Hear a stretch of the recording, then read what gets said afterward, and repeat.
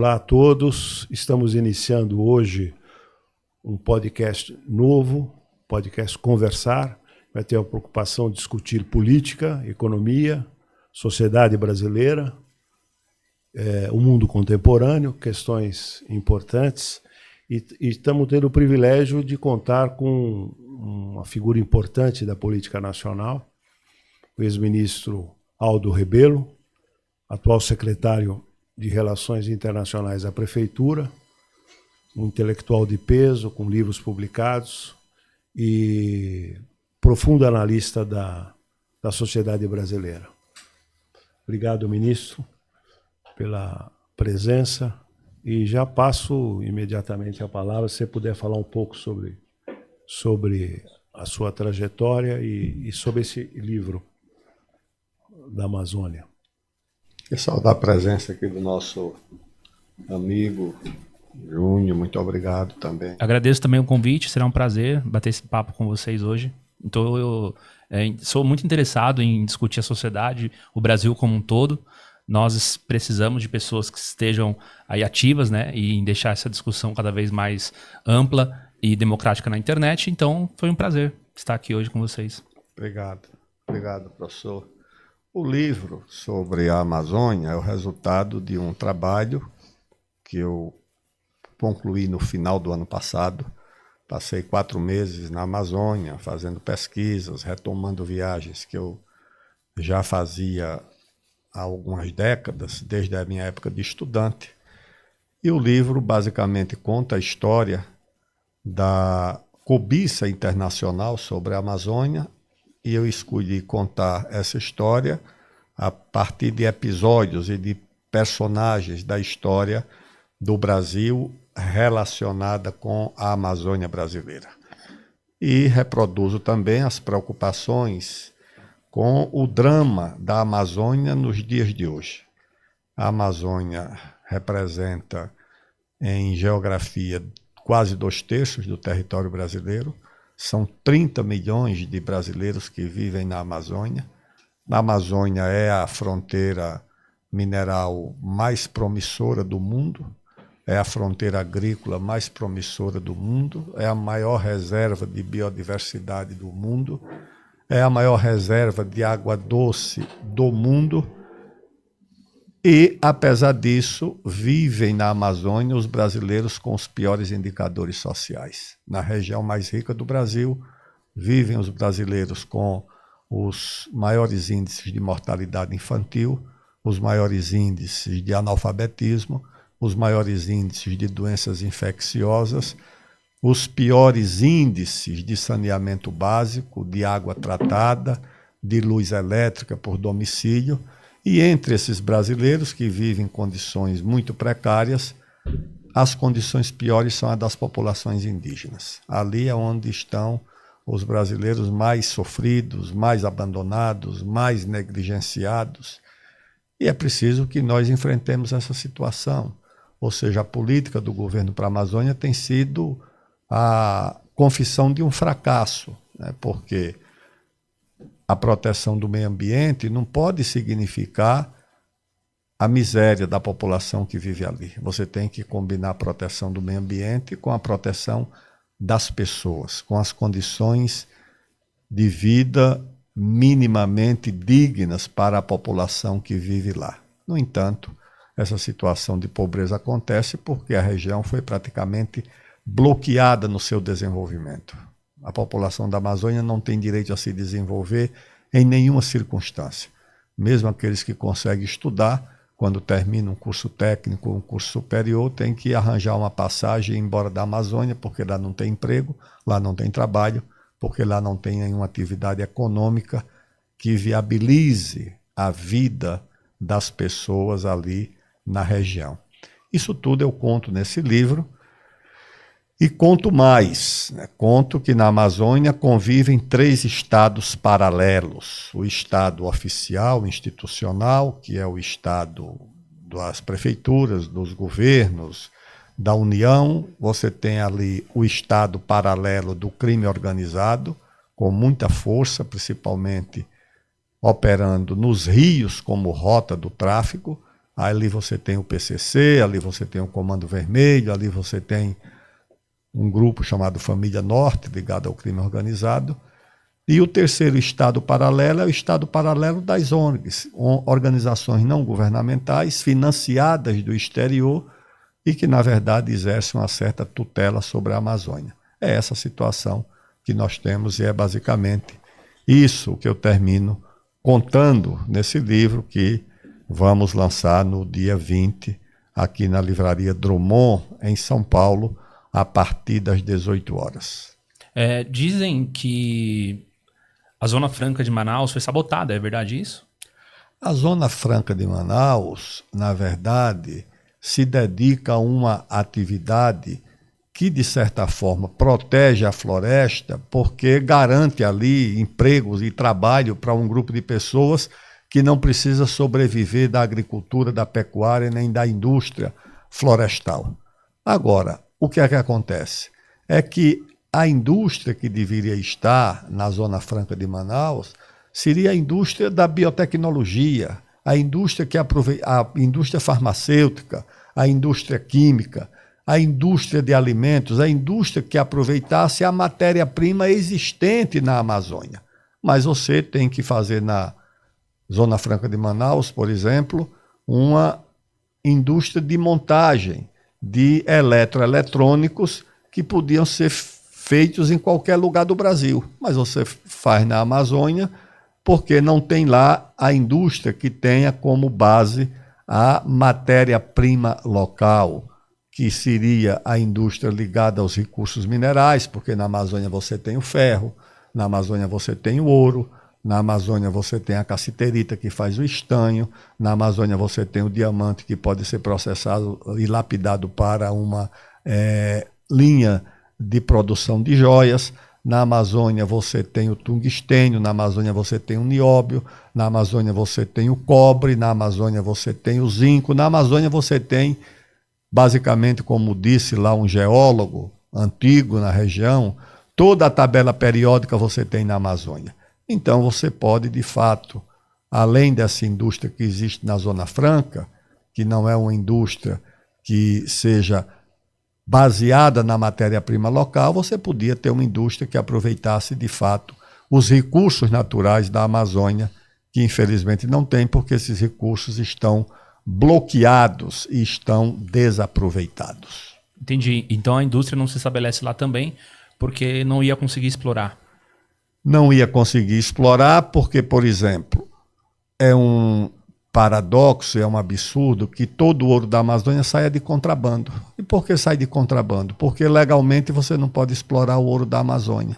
Ilegalmente, sempre tem quem faça. Do mesmo jeito que o camelô aqui de São Paulo está trabalhando ilegalmente porque ele não consegue trabalhar na legalidade. Exatamente, tá certo. As pessoas precisam sobreviver.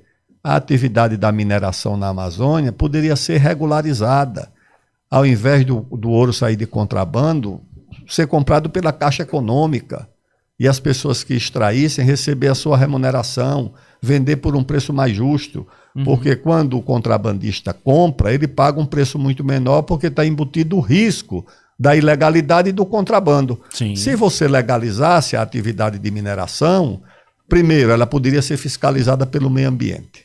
Não ia usar substâncias químicas nocivas ao meio ambiente, porque ia ter lá um CPF ou um CNPJ de uma empresa que seria fiscalizada. Segundo, a Caixa Econômica ia comprar aquele ouro e pagar um preço mais justo. Terceiro, uma parte da contribuição que é arrecadada sobre a exploração mineral ficaria no município da Amazônia, que é o município mais pobre do Brasil. Terceiro, o minério resultaria na arrecadação de divisas para o país, porque tudo sairia de forma legal por um preço. Mas quando não tem isso, o diamante da reserva Roosevelt, que é uma reserva indígena, que tem uma das maiores minas de diamante do mundo, o cálculo do DNPM, do Departamento Nacional de Produção Mineral, é de bilhões de dólares em diamante que já saiu pelo contrabando. Você tem o ouro que sai pelo contrabando. Você tem a cassiterita, que fabrica o estanho, que é uma liga usada para telefone celular, por exemplo. Essa liga é usada como solda de telefone celular e de eletroeletrônico. É o estanho, que é feito a partir da cassiterita. Tudo isso está saindo pelo contrabando, sem deixar tributos, sem deixar impostos e sem remunerar... Sem emprego. Sem gerar emprego e sem remunerar de forma mais justa aquele que é o garimpeiro, que faz o contrabando e ainda mais prejudicando o meio ambiente, porque as pessoas... Claro, se vai fazer fora da lei, faz tudo fora da lei. Inclusive o uso de substâncias nocivas ao meio ambiente. Só para concluir esse ponto, eu queria perguntar um negócio. O Eike Batista, quando ele começou explorando ouro na década de 70, né? Se eu não me engano. Isso. Na década de 70 ali, naquela corrida pelo ouro. E ele ganhou muito dinheiro naquela época. Foi a primeira vez que ele fundou uma empresa e tal. E estava na região da Amazônia. O que aconteceu de lá para cá que o ouro... E ele ganhou muito dinheiro porque ele mecanizou, né? Sim. Ele tinha uma tecnologia. Tecnologia diferente. Ele pegou capital de 2 judeus, né? Que emprestou dinheiro. Sim, pegou dinheiro emprestado. Ele, inclusive, perdeu, porque o sócio parece que sumiu com o dinheiro. Ele volta, pede dinheiro de volta para os mesmos caras que confiaram nele. E aí ele foi exitoso, né? Sim, muito exatamente. bem lembrado, muito bem lembrado. E o Eike Batista ele foi uma referência nessa questão da exploração do ouro. Ele começa a fortuna dele desse jeito, explorando o ouro como uma pessoa, porque todo mundo explorava naquela época. Exatamente. Só que ele teve muito mais sucesso, né?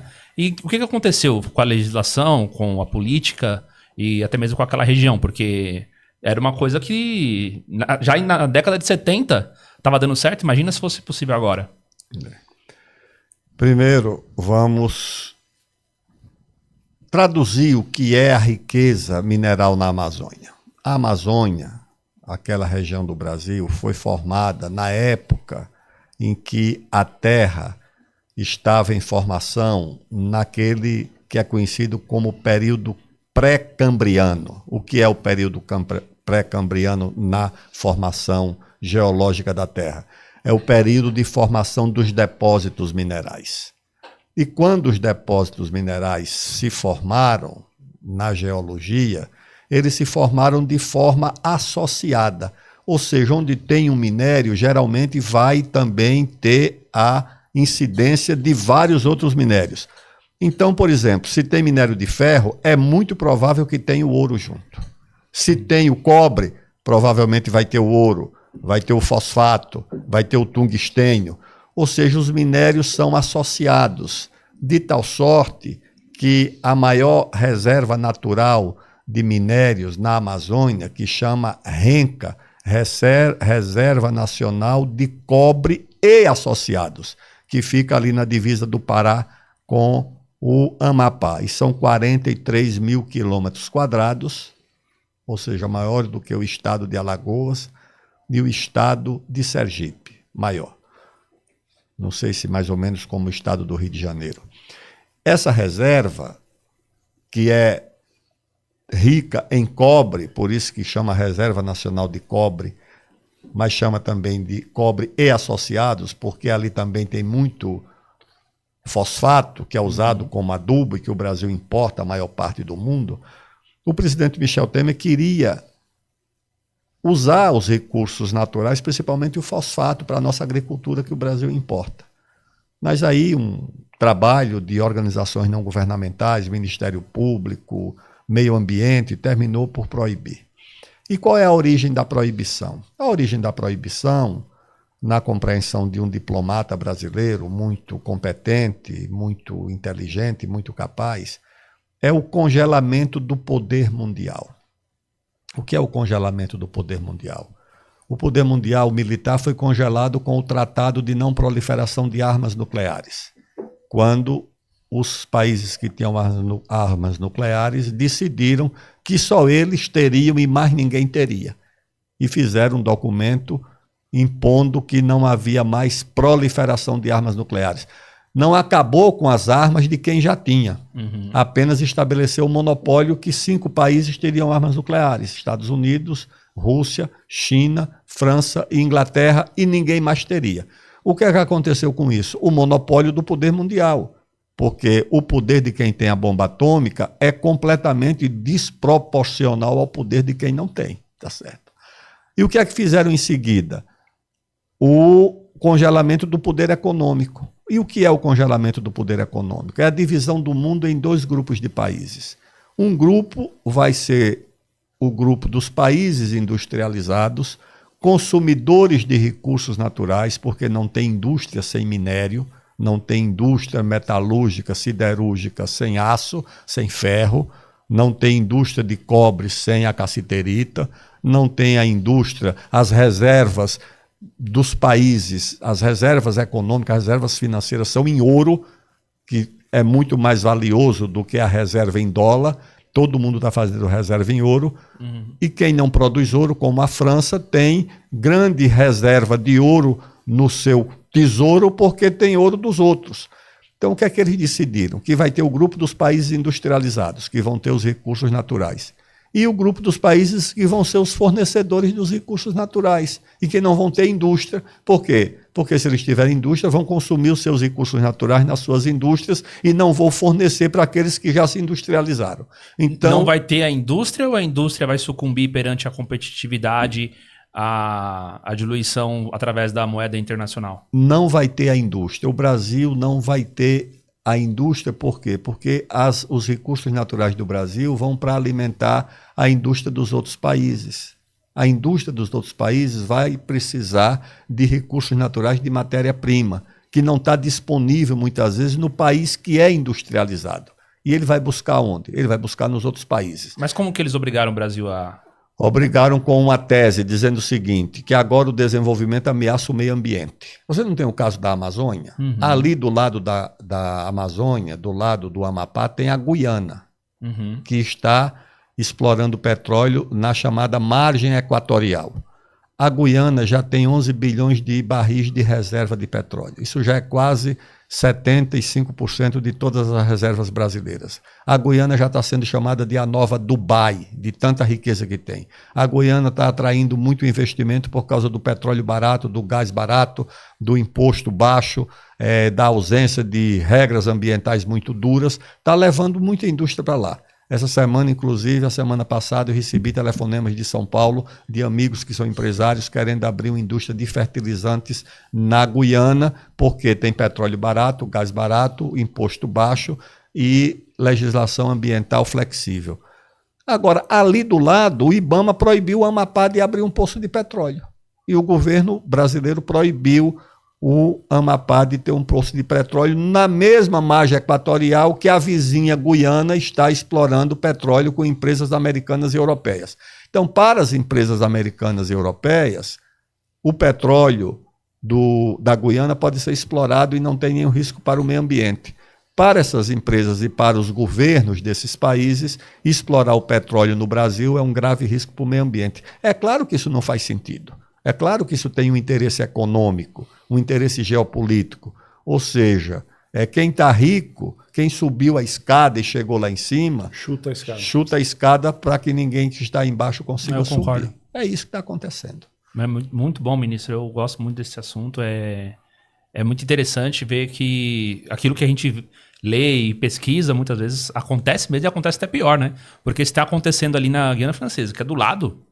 E eles têm, sei lá, se a gente for analisar, eles não têm um território que o Brasil tem, não tem a diversidade que o Brasil tem, não tem a capacidade produtiva do Brasil, e mesmo assim eles estão conseguindo se reerguer. Em pouco tempo, de repente, eles vão se tornar realmente uma Dubai. É possível. Bom, é assim como a imprensa internacional já está tratando a Guiana, já está atraindo empresários e investimentos do Brasil. Eu vi. Podia ser nosso, né? Nosso, podia ser aqui no Brasil. Todo mundo fala que, na verdade, a região da Amazônia é uma região que é hiperexplorada, pelo menos a mídia tradicional fala que, enfim, é desmatamento, madeireira, tem muita questão do tráfico, né, de mercadorias, então lá tem muito garimpo, enfim, atividade clandestina, não legalizada, mas pelo que você está dizendo, também dava para legalizar e muita coisa ainda podia ser explorada ainda mais. Claro que sim, porque a atividade mineral ela é muito localizada, ela não é extensiva no uso do solo. A mina do diamante, por exemplo, essa que tem lá no município de Espigão do Oeste, em Rondônia, dentro de uma terra indígena chamada Reserva Roosevelt, é uma mina a céu aberto. Você não precisou nem fazer obra de engenharia. O índio vai lá e cata o diamante onde ele está e vende ali, bota dentro de uma mochila, chega na cidade, encosta 2 sujeitos, um numa Hilux, outro na outra, entrega a chave da Hilux para o cacique e o cacique entrega 2 sacos de diamante para ele. Ele vai embora com uma fortuna que o cacique não sabe calcular porque ele achou na terra e ficou com uma Hilux que ele sabe que vale muito porque a Hilux ele não encontra dentro da reserva dele. E o diamante ele encontra. Impressionante, né? Pouca gente sabe disso. Você que está, então, dentro do cenário político há muito tempo, como que o governo, como que as instituições, porque também há instituições, né? Então, assim, se há pesquisa, há dados, há fontes, há relatos e tudo isso, como que ele lida com todas essas informações? Lida com uma espécie de esquizofrenia, onde uma parte do governo defende o uso dessas riquezas, como o Ministério das Minas e Energia, que é a favor da exploração do petróleo ali naquela margem equatorial. E o Ministério do Meio Ambiente que é contra. Ou seja, você tem, na verdade, dentro do Estado brasileiro, uma orientação que neutraliza a outra. O IBAMA proíbe a exploração de petróleo que o Ministério das Minas e Energia defende. O governo abre um curso de engenharia de gás e petróleo na Universidade Federal do Pará e o mesmo governo que abre esse curso é o mesmo governo que proíbe a exploração de petróleo e gás. Ou seja, o que você está dizendo para o menino que se matriculou nesse curso? Tá certo? Que papel é que ele está fazendo? Porque o governo abriu o curso, o menino foi lá e se matriculou. Engenharia de petróleo e gás. Mas o governo que abriu o curso e que deixou esse menino se matricular é o mesmo governo que proíbe que haja exploração de petróleo e gás. Não é uma esquizofrenia? E a Petrobras poderia explorar, porque a Petrobras só explora em plataformas de profundidade, né? Poderia explorar também no solo, que é muito mais barato. Poderia e quer, né? A Petrobras quer. A Petrobras quer. Aliás, o poço que foi proibido era da Petrobras, que é uma empresa estatal. É muito complicado entender isso, como é que pode? Enquanto que a Shell, que é uma empresa holandesa, na verdade é inglesa, anglo-holandesa, mas a sede é em Londres. Agora o governo inglês autorizou a abertura de mais 100 poços de petróleo no Mar do Norte. Ou seja, no Mar do Norte, no Mar da Noruega, pode. No nosso, ali no Amazonas, é que está sendo proibido. Isso não tem sentido, isso é uma coisa absurda. Contra o país, na verdade. Sim, aí sabota a economia local, sabota a empresa nacional, né? Não tem indústria. A Petrobras poderia explorar, poderia trazer essa riqueza para nós, em primeiro lugar. Sabe qual é o resultado? No Amapá? Eu vou lhe dizer. Eu estive lá recentemente. 73% da população do Amapá vive de transferência de renda do governo, de bolsas que o governo oferece. 73%. Da população? Da população do Amapá vive de transferência de renda, porque não tem atividade econômica. O reitor estava lá, dizendo que queria também abrir um curso de engenharia de petróleo e gás, porque era no litoral do Amapá que a Petrobras queria abrir esse poço. Certo. Ali, quando você abre um poço, você já cria uma indústria de equipamento, de serviços, porque tem que ter, na plataforma, você tem uma atividade intensa, você tem equipamento, você tem o eletricista, você tem o engenheiro, você tem o técnico, você tem o fornecimento de serviços, de segurança, de cozinha, você tem movimento, uma economia, uma cadeia que chama a cadeia do petróleo e do gás. E quando você proíbe, você acaba com todo esse tipo de emprego. Não é apenas com o petróleo que vai mover a economia local, que vai ser exportado, porque já é a segunda fonte de divisas do Brasil, de exportação, é o petróleo. No ano passado foi a segunda, depois do ferro, do minério de ferro. Esse ano vai ser a primeira fonte de exportação do Brasil. Petróleo, minério de ferro, grãos e proteína e carne. É isso que o Brasil tem protegido a economia brasileira, é a exportação desses produtos. E aí você chega, o próprio Estado brasileiro proíbe a exploração dessa riqueza além do que, a Petrobras é a empresa no mundo detentora da mais elevada tecnologia de exploração de águas profundas. O mundo inteiro premia e reconhece a Petrobras como a empresa que lidera em pesquisa e exploração de petróleo em águas profundas sem registro de um acidente grave, entendeu? É isso que a Petrobras faz. E mesmo assim, o IBAMA proibiu. A serviço de quem? Eu acho que a serviço desses interesses internacionais, eu não tenho dúvida disso. Deixar a população ainda dependente de uma situação como essa, né? Não dá saída para a população, não dá saída para aquela região se desenvolver. Não dá saída. A pessoa que se forma no Amapá ou no estado da Amazônia, a primeira coisa que ela tem que fazer no outro dia é pegar uma passagem e ir embora. Eu vi isso lá em Santarém. Estava pegando um avião para ir a Santarém fazer lá um debate, uma palestra. Sentou uma mocinha do meu lado. Perguntei, tudo bem? Vai para onde? Vem de onde? Não, venho do Rio Grande do Sul. Vai fazer o que em Santarém? Visitar meu pai e minha mãe. Mas você é de lá? Sou. Me informei. E no outro dia, como não tinha emprego por lá, eu tive que ir embora. E fui trabalhar lá no Rio Grande do Sul, Santa Catarina, não lembro direito. Porque não tem atividade, não tem trabalho. Quando esse uso com responsabilidade ambiental, porque agora proibiram de explorar potássio, que é um fertilizante importante para a agricultura brasileira. Tem lá no município de Altazes, no estado do Amazonas, nas margens do Rio Madeira, uma grande mina de potássio. Está proibida a exploração desse potássio. O Brasil está importando potássio, sabe de onde? Uma parte da Rússia e outra parte de uma mina do Canadá que fica dentro de uma terra indígena no Canadá. Ou seja, a terra indígena do Canadá pode explorar o potássio. A nossa não pode, e os índios favoráveis, porque uma parte da exploração desse potássio seria revertida em recursos para melhorar a vida das populações indígenas, meu amigo. Isso é uma coisa inaceitável. Inaceitável, ainda ver o governo, de uma certa forma, as instituições participando disso, né? Ministério Público, IBAMA, FUNAI, Ministério do Meio Ambiente, tudo ajudando essas organizações não governamentais financiadas lá do exterior para congelar a Amazônia brasileira. Sabe de uma coisa?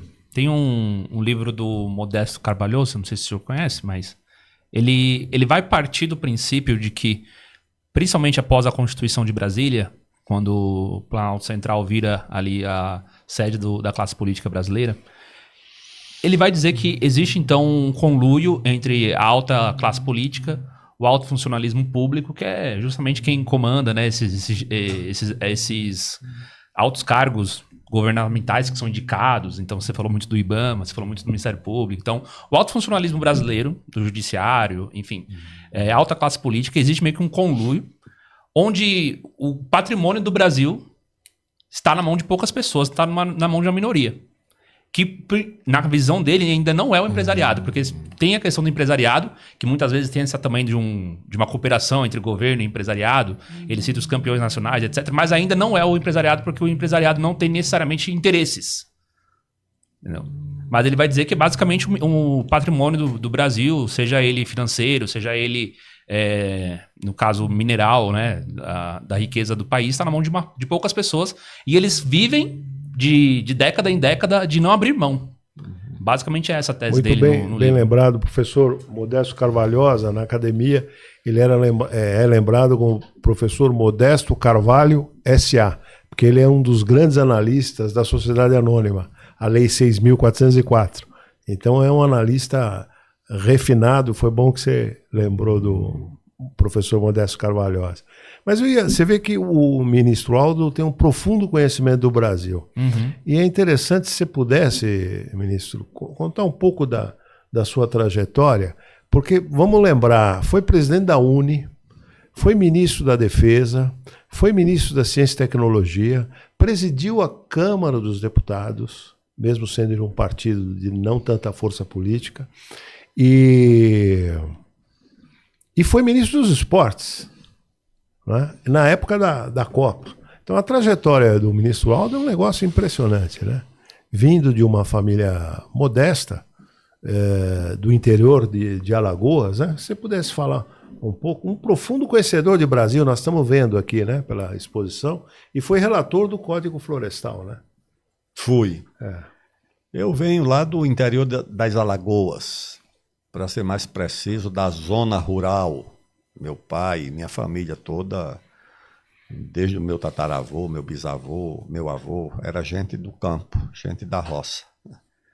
E eu tenho ali as minhas raízes, fui alfabetizado numa escola rural, depois estudei no colégio agrícola, depois fui para Maceió, me matriculei lá num curso de Direito, na Universidade Federal de Alagoas, participei do movimento estudantil, fui do centro acadêmico, depois fui da UNE eu vim para São Paulo. Em São Paulo eu já fui eleito vereador em 88, depois fui eleito deputado, cumpri ali 6 mandatos como deputado federal por São Paulo, fui presidente da Câmara dos Deputados, fui ministro, fui líder do primeiro governo do presidente Lula, eu fui o líder do governo, fui ministro da coordenação política do governo, fui ministro do esporte, ministro da ciência, tecnologia e inovação e ministro da defesa. É claro que essas funções te dão uma posição privilegiada de observador dos problemas do país. Você é líder do governo, tudo quanto é problema chega ali na sua mesa para você ajudar, decidir, resolver, mediar, conversar. Você é presidente da Câmara, as decisões importantes também passam pela sua mesa. Você nos ministérios também. Ciência e tecnologia, você tem que ter uma agenda para a ciência, tecnologia e inovação no país. Os desafios da inovação. Aliás, eu mandei fazer logo que cheguei ao Ministério um levantamento sobre o impacto da ciência, da tecnologia e da inovação no mundo do trabalho e no mundo da produção. E os dados eram dados absolutamente surpreendentes, pelo lado positivo e pelo lado negativo. Naquele período, acho que foi de 2002 a 2014 que eu mandei fazer o levantamento de quantos empregos o Brasil tinha criado. E dava, eu acho que 20 milhões de empregos criados. Desses 20 milhões, acho que 4 milhões de empregos você tinha perdido. Ficava um saldo ali de... São números que eu não tenho certeza, mas 16 milhões de empregos.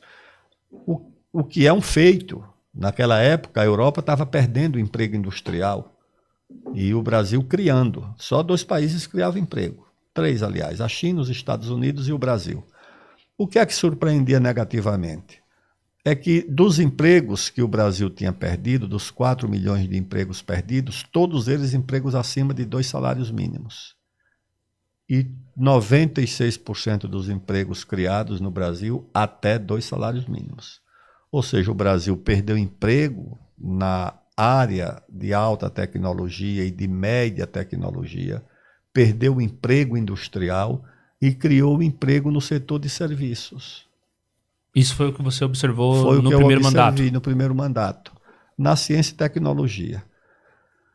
Então, na verdade, o que eu pude ver é que o Brasil, durante esse período, desde o governo Sarney, o Brasil ainda manteve um pouco o nível de desenvolvimento industrial. Depois entrou numa fase de declínio, de desindustrialização pesada.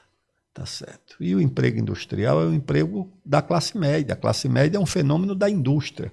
Quando eu vi aquelas manifestações de 2012, 2013, eu vim compreender depois onde era que estava a causa mais remota, mais consistente daquela insatisfação. Aquilo era uma insatisfação da classe média pela perda de perspectiva econômica, de esperança e de vida. Eu vi aqui onde eu moro, aqui nos Jardins, encontrava pessoas na padaria que diziam isso: olha, eu estou saindo daqui, eu era sua vizinha, estou saindo, estou indo morar na periferia, para pagar um IPTU mais barato, para pagar uma escola mais barata. Você acha que essa pessoa vai fazer essa transição feliz, satisfeita? Não. Aquela insatisfação era uma insatisfação da classe média pela sua perda econômica, pela sua perda emocional, porque quando perde poder aquisitivo, perde renda, as pessoas perdem muito. Então aquilo era uma insatisfação. E você não precisa explicar para alguém que perdeu o emprego a estatística da desindustrialização. Você não precisa explicar. Ele sente isso na própria pele. Então eu acho que o Brasil tem como desafio exatamente a retomada do desenvolvimento e do crescimento da economia. O resto, eu acho que é tudo agenda de entretenimento. Se o país não voltar a crescer, não tem solução para nada. Se o país voltar a crescer, você pode, então, pensar em solução para os nossos dilemas, para os nossos desafios, para investimento, infraestrutura, educação, saúde, segurança. Sem a volta do crescimento, esqueça. Tá certo? Não tem saída para nada. Uhum. Tem uma discussão muito interessante. Eu escrevi sobre a desindustrialização em 2010. É mesmo? Escrevi um artigo para o Centro Paulo Souza aqui de São Paulo. Na época, estava na graduação e ele foi aprovado para pós-graduação. Mas, e aí, eu falava a respeito desse cenário mesmo, de que grande parte da população, né, que recebe acima de tantos salários são empregados em grandes empresas, indústrias e tal, e sempre foram empregos que pagavam bem, pagavam benefícios, né? Quem nunca teve um pai, você tem carteira registrada, tem benefício na empresa, a pessoa estava feliz da vida, ficava lá anos trabalhando. E plano de saúde? Plano de saúde, então assim, eram coisas que faziam a diferença, né? Sem dúvida. A formalização do trabalho, certos benefícios de estabilidade, porque a pessoa ficava lá trabalhando 10 anos, 20 anos, né? Se aposentava, muita gente, isso daí acabou.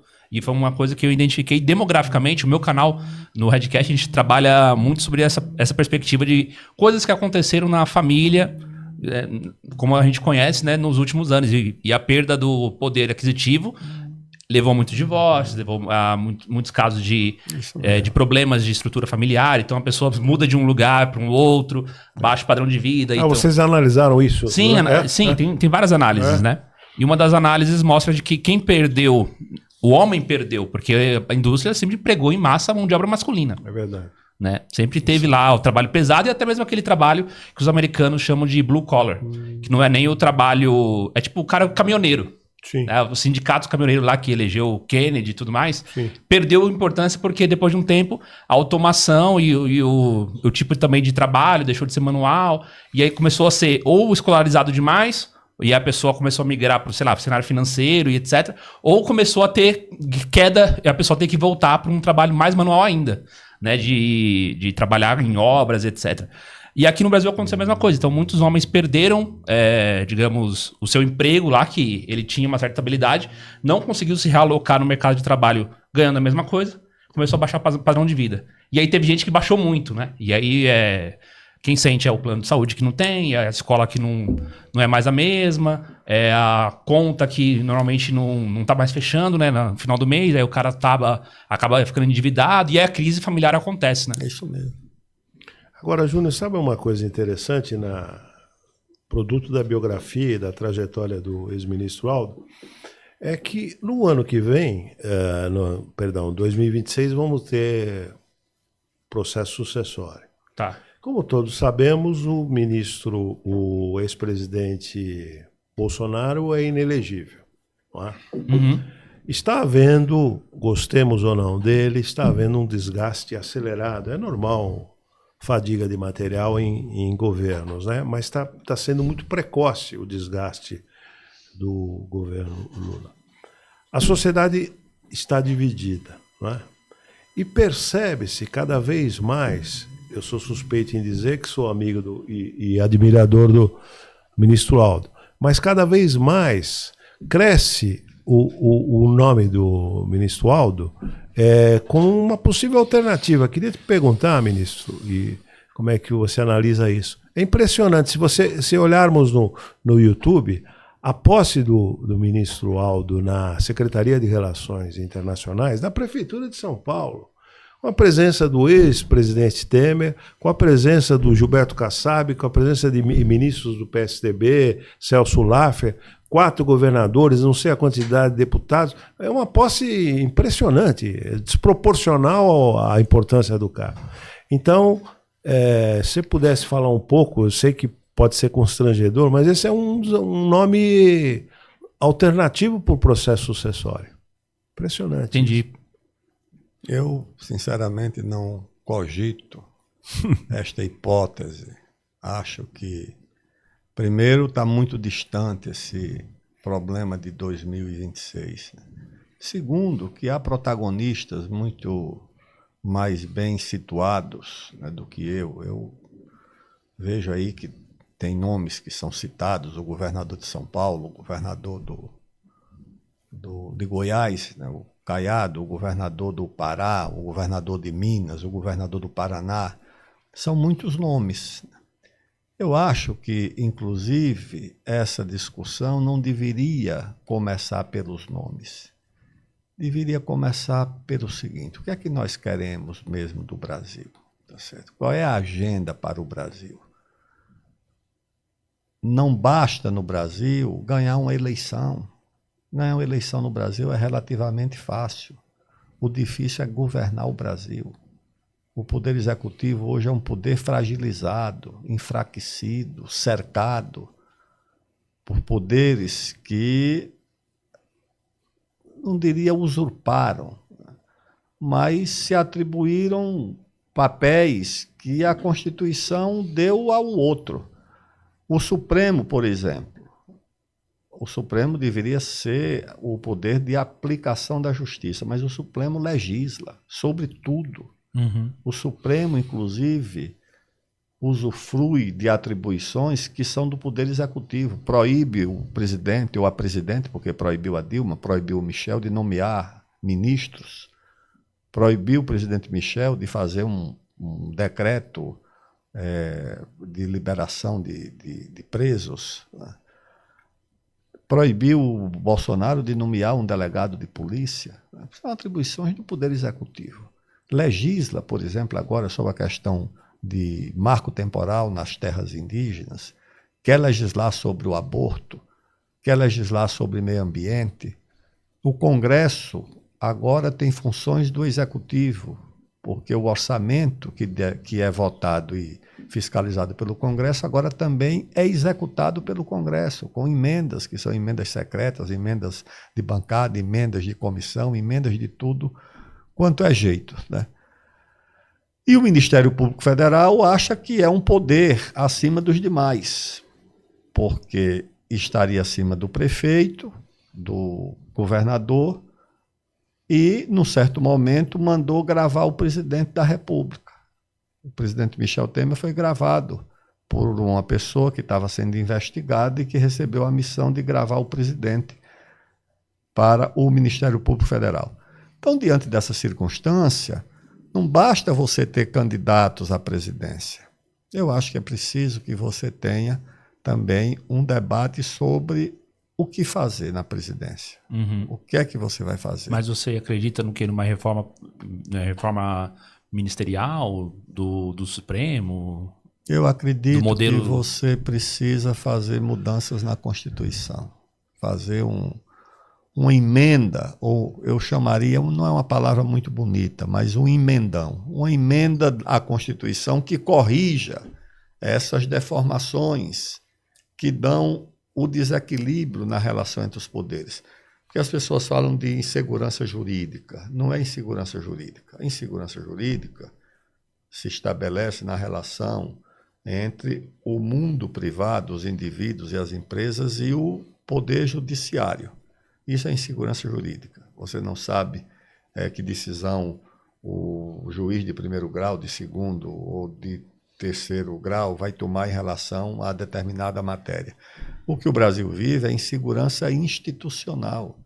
A insegurança institucional não é a insegurança dos indivíduos e das empresas em relação ao poder. É a insegurança de um poder em relação ao outro. Sim. Tá certo? Então, o legislativo, ele vive na expectativa de que, de repente, o judiciário, o Supremo, pode legislar, como tem legislado. Mas o ativismo judiciário já existe aí, se a gente for analisar, talvez até antes do primeiro governo do Lula acabar. que a gente vê casos sendo levantados no judiciário que deveriam ter passado ali, primeiramente, por exemplo, pela Câmara, pelo Senado. O ativismo do judiciário é produto da Constituição de 88. Ela começou no governo do presidente Fernando Henrique. Eu lembro disso. O governo do presidente Fernando Henrique, o Congresso, quando perdia uma votação, a oposição recorria ao Supremo. E o Supremo terminava arbitrando se o Congresso, se a maioria que tinha aprovado a lei estava certa ou se essa maioria devia ser revogada. E, às vezes, o próprio Poder Executivo recorria ao Supremo contra iniciativas do Congresso.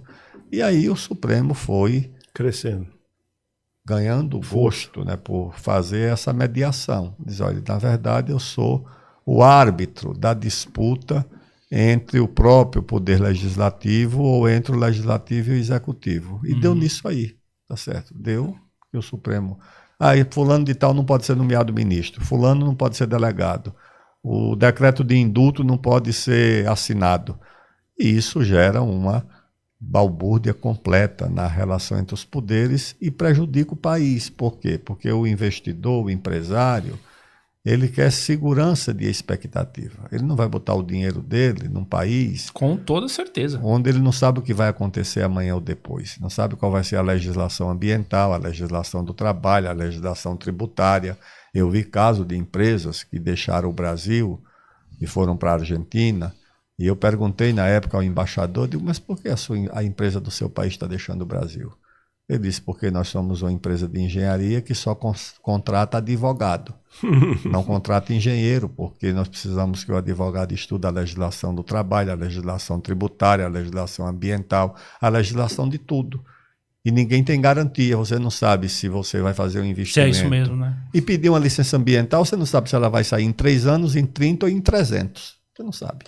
Então, você está falando tudo isso, eu estou lembrando do seguinte, eu tenho um contato com as pessoas, com o público, e o sentimento que o público tem hoje, eu vejo assim, das milhares de pessoas que me seguem, o público tem um sentimento hoje de que a classe política não representa ninguém. Não é que não representa o voto dele, não representa nem o dele, nem o pessoal da família, nem o do bairro, na cidade. Ninguém se sente representado pela classe política.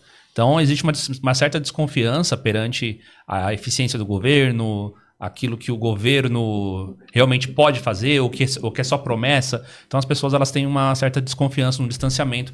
Eu acho que hoje em dia também... Mesmo que você tenha, vamos supor, vontade de se candidatar, as pessoas vão olhar para você e vão falar assim, mas ele é só mais um político de carreira, provavelmente ele já se elegeu 1, 2, 3 vezes, e aí, se a gente dar mais um mandato para ele, o que vai mudar? E estão preocupados, na maior parte, segundo a opinião pública, em fazer patrimônio pessoal, né? Tem esse detalhe do patrimônio pessoal, mas às vezes nem é isso, porque o pessoal acredita que a política em si não vai fazer nada pela pessoa. Agora, uma outra coisa também, você falou de reforma política, quem bateu nisso, não sei se tem a ver com o seu pensamento, mas quem bateu nisso, e foi seu colega de assembleia, foi o Luiz Felipe de Orleans Bragança. No livro dele, ele fala que o Brasil ele tem um problema entre as instituições, isso eu acho que o livro dele é de 2010, coisa assim, e ele fala que o Brasil tem um problema que uma instituição interfere na outra. E aí ele fala que a gente precisa concluir um processo. E esse processo é que deveria ter poderes de veto, por exemplo, que não tem. A gente não tem um poder de veto. Quando tem alguma coisa, é esse caso aí do judiciário, de alguém já dá a sentença e a outra mesma pessoa às vezes julga. É um negócio muito confuso. Então, assim, tem que ter poderes de veto. Tem que ter poderes de atribuição. Então, tipo assim, isso aqui é da Assembleia, isso aqui é do Senado, isso aqui é do Judiciário, isso aqui é do Presidente. Trazer essa clareza maior, e isso daí, para isso, seria necessário uma nova Constituinte, né? Ele bate nessa tecla de que, ele compara a Constituição brasileira, a Constituição inglesa. Ele vai falar, por exemplo, que aqui no Brasil, hoje a gente está vendo o que está acontecendo no Rio Grande do Sul, né? Tá tendo esse negócio de que as pessoas estão criticando a ação do governo e que não é verdade, e etc. Então, meio que você criticar hoje figuras públicas, figuras, enfim, do governo, ou não necessariamente do governo, mas qualquer figura pública que represente a União, represente o Estado, pode ser considerado algo ruim, que é algo impensável no direito britânico. No direito britânico você pode falar o que você quiser. Por exemplo, se você gosta, se você defende, se você critica, você pode inclusive ter um determinado lado. Né? Você pode falar que você não gosta de tal pessoa, não importa se é por uma razão pessoal, por razão... Entendeu? Eles têm uma certa visão de que quando a pessoa ela tá trabalhando no Estado, ela meio que serve a população, então ela perde essa imunidade à crítica. Entendeu? E uma coisa que isso no Brasil é totalmente diferente. É verdade. Ministro, se você pudesse falar um pouco, você tem o livro, não sei se o Júnior leu, Os 5 Movimentos. É um livro interessante que mostra um profundo conhecimento da história do Brasil e dos seus grandes analistas, dos seus grandes intérpretes. Se você pudesse dar uma síntese. O 5º movimento, Propostas para uma Construção Inacabada, na verdade é um livro que reúne as minhas convicções antigas e mais recentes, o meu pensamento, o que é que eu acho do Brasil, né? Como eu vejo o Brasil, os desafios do Brasil, o que precisa ser feito para o Brasil reencontrar o seu rumo, o seu caminho, com as minhas experiências, né? Ou seja, o que eu vi, o que eu pude comprovar de acertos e de erros na administração pública, né? O livro está dividido em, acho que são 32 capítulos e 3 partes. Na primeira parte eu faço um balanço da minha formação, né, das minhas convicções. Na segunda parte eu falo dos 4 movimentos que construíram o Brasil. O Brasil foi construído primeiro na sua base física, no território. Isso já deu muito trabalho, né? Nós somos um continente, né? O Brasil é um país gigantesco. A maioria do Brasil não conhece 2/3 do Brasil, que é a Amazônia brasileira. O segundo movimento é o da independência do Brasil. Também é um movimento muito complexo, heterogêneo, muita força política reunida. O terceiro movimento é como você consolida a independência do Brasil. Tivemos guerras civis, insurreições, tentativas de separação. Criou-se uma república no Rio Grande do Sul, criou-se outra em Pernambuco. O Pará entrou em rebelião, o Maranhão também, a Bahia. E como é que você reunificou o país, manteve a integridade do território, que a América Espanhola não conseguiu, né? Ficou ali um monte de país, Uruguai, Bolívia, Colômbia, Venezuela, Argentina, Equador, Peru. Aqui a gente conseguiu manter tudo junto. Atribuem isso ao um dos poucos benefícios do Império, né? A capacidade de preservar os 5... A unidade do território foi. Sem o Império, eu acho que isso aqui teria virado 5 ou 6 países no mínimo. Jamais você iria ter a submissão dos pernambucanos ao Rio de Janeiro. Jamais. Muito menos dos rio-grandenses. Ou seja, essa insatisfação existe até hoje. Imagine naquela época. Se não fosse o Império, centralizando o poder, nós teríamos nos esfacelado. Mas tem algum fator cultural também? Você acha que... Por exemplo, dizem que também tinha uma certa visão de que a Igreja Católica, nessa época, ela tinha uma visão de que o Brasil seria um lugar que conseguiria unificar, não apenas as diferenças, mas também unificar o passado com o futuro. Então seria, digamos, um lugar onde nós teríamos grandes mentes e grandes pessoas e grandes almas também, né? Para trazer esse lado de inspiração para o mundo, um lugar de paz, um lugar onde as pessoas se amam e onde é fácil de viver. É isso mesmo, é a visão do Quinto Império, do Nabucodonosor, da visão do Nabucodonosor. E o padre Antônio Vieira tinha essa visão do futuro, que não era do Brasil, era de Portugal, mas o Brasil era a parte mais rica de Portugal, era o Brasil. Então havia essa visão. A religião católica teve um papel importante na unificação do Brasil. Nós tivemos a vantagem de Portugal ser um país pequeno, mas com unidade linguística e sem regiões rebeldes, como a Espanha.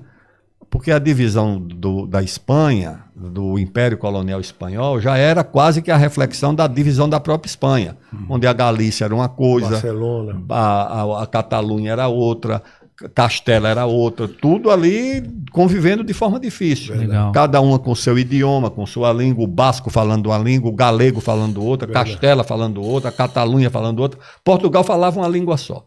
Então, isso o Brasil herdou. A herança portuguesa da língua única, a herança dos jesuítas, que ficaram aqui 200 anos, formaram a parte da elite no Brasil. Então, o Brasil teve esses fatores. E tinha também o Exército e a Marinha, que não estavam influenciadas, essas instituições, pelos caudilhos regionais.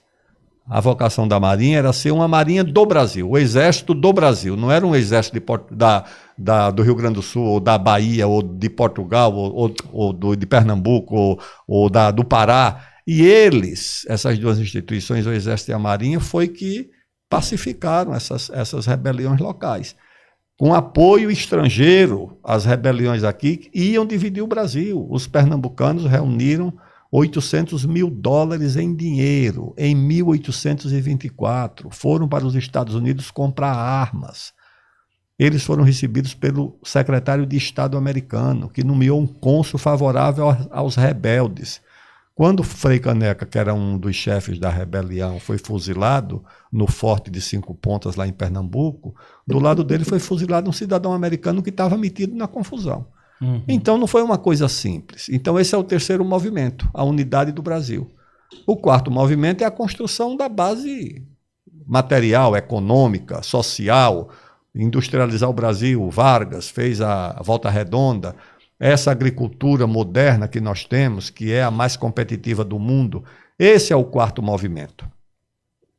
E como é que esse quarto movimento termina? Nessa confusão de 2013, o país dividido, desorientado, entre esquerda e direita, tá certo? Guerra cultural, guerra disso ou guerra daquilo, e o que era o elemento central, que era o país crescer, ter um projeto nacional, aquilo que na época dos militares se chamava de objetivos nacionais permanentes, que é uma expressão correta. O país precisa ter esses objetivos nacionais.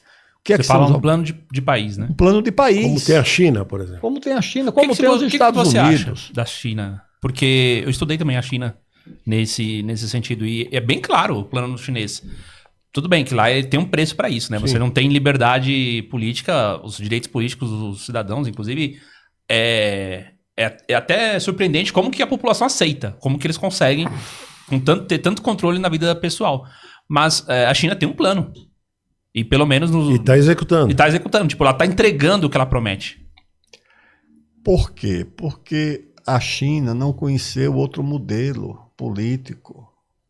O Partido Comunista Chinês, para o chinês comum, para o cidadão chinês, é a continuidade do que eles conheceram ao longo da história da China. Um poder centralizado, tá certo? Um poder absolutamente centralizado, meritocrático, tá certo? E com a diferença de que esse teve mais êxito em desenvolver o país e distribuir benefícios para a população. Melhorou a renda, melhorou. O chinês médio teve mais acesso à universidade, teve mais acesso aos bens materiais. Então isso urbanização. Urbanização, tudo. Então, a China é um fenômeno que deve ser observado. Por quê? Porque é um país dirigido pelo Partido Comunista, tá certo? Onde a política econômica, principalmente a política financeira, ela é centralizada, o câmbio é controlado pelo governo, o juro é controlado pelo governo, mas o investimento não é controlado. Ou seja, é o país que mais cria bilionários no mundo, inclusive com investimentos americanos, daquelas startups que tem mais de $1 milhão de investimento, como é que chama? Unicórnio. 99% são na China. Eu vi isso aí também. São chinesas. O país que mais cria bilionários, eu acho que dobra a cada 5 anos. Exato. E o país, ao mesmo tempo, que distribui mais renda no mundo, que eleva mais o salário no mundo. Então é uma coisa que você precisa olhar. Eu fui nos Estados Unidos, e aí, lá num debate, numa daquelas câmaras, daqueles think tank, perguntaram, mas o senhor acha que a China socialista ou é capitalista?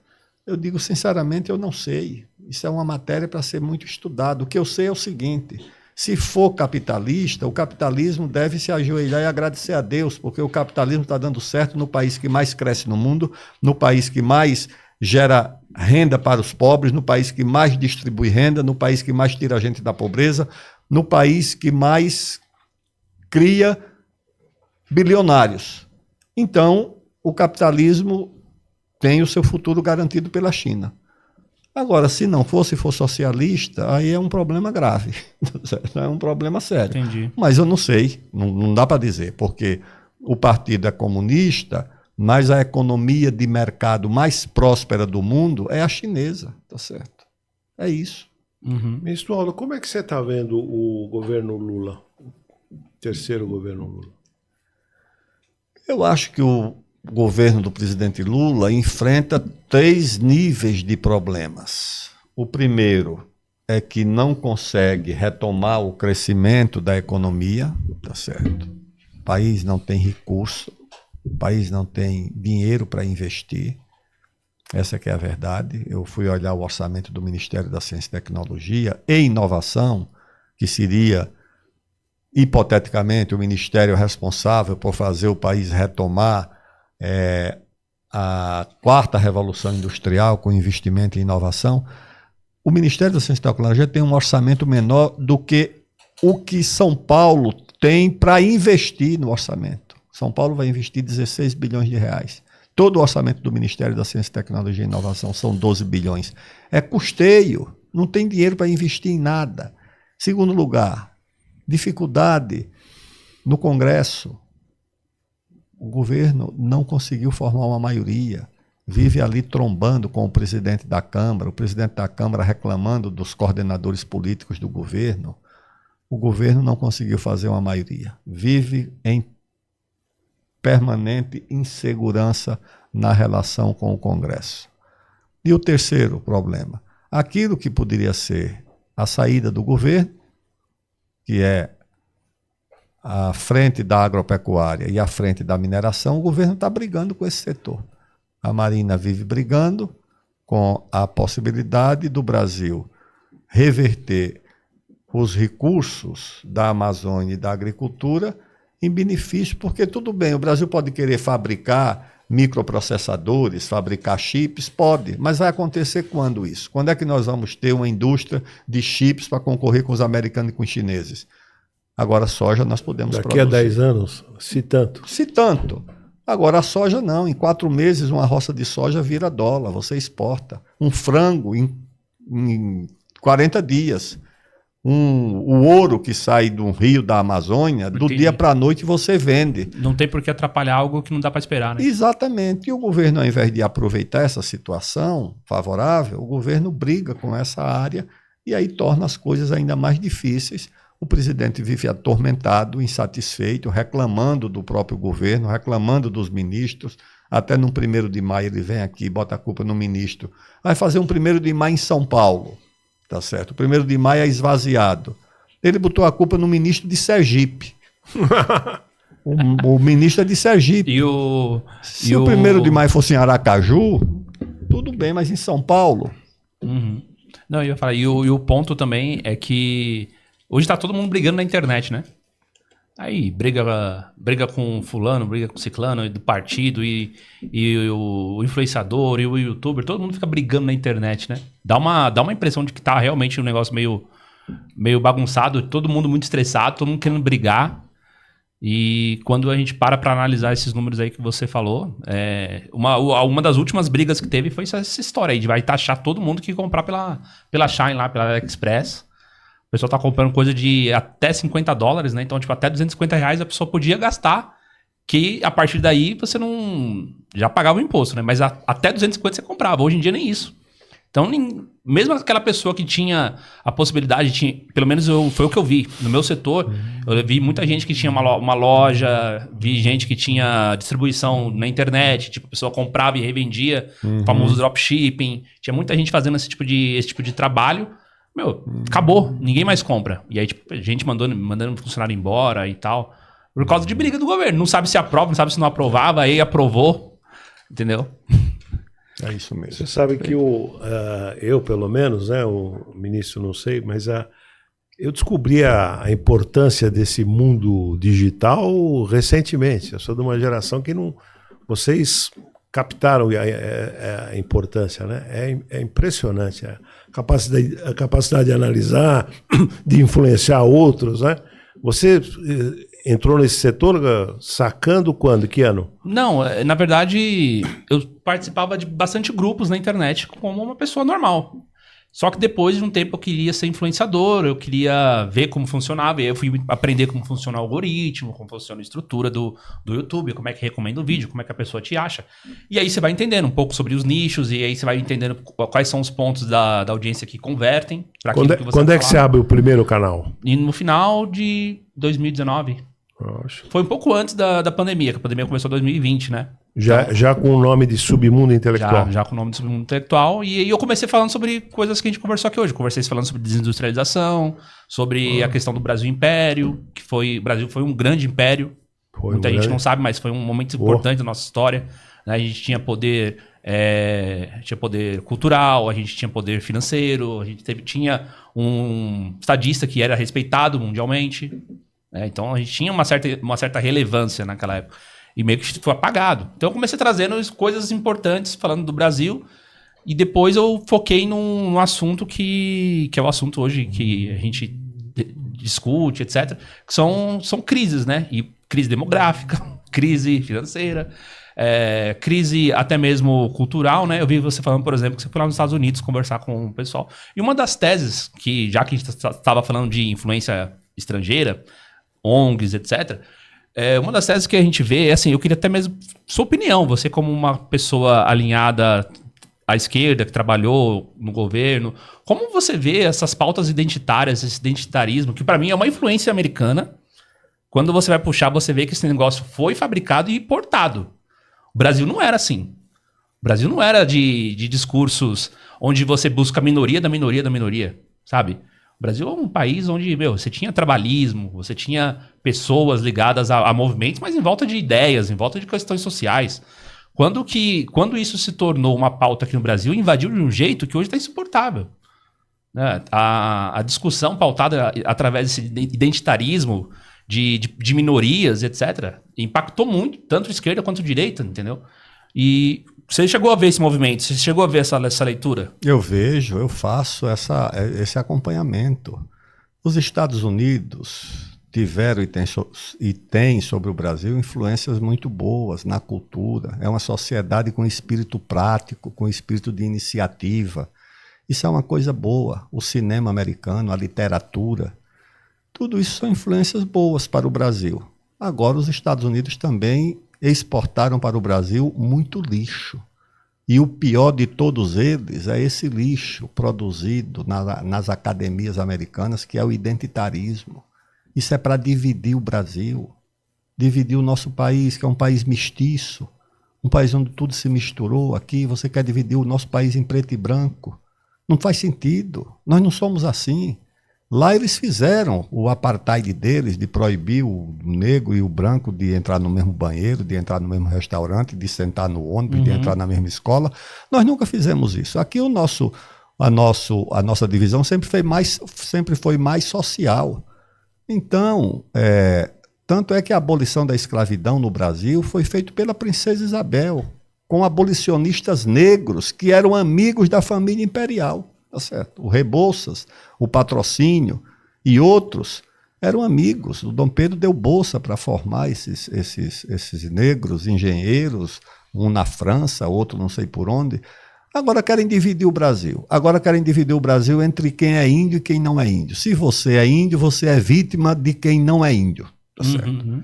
E se você não é índio, você é um explorador, um opressor do índio, independente de você nunca ter visto um índio na sua frente, de você ser descendente do índio, porque muitos de nós tivemos lá atrás uma avó remota que era indígena, e querem dividir o Brasil. Agora, deixa eu explicar como é que isso funciona, Júnior e professor Zé Márcio. Isso funciona o seguinte: defender as minorias é uma coisa nobre, necessária, humanitária.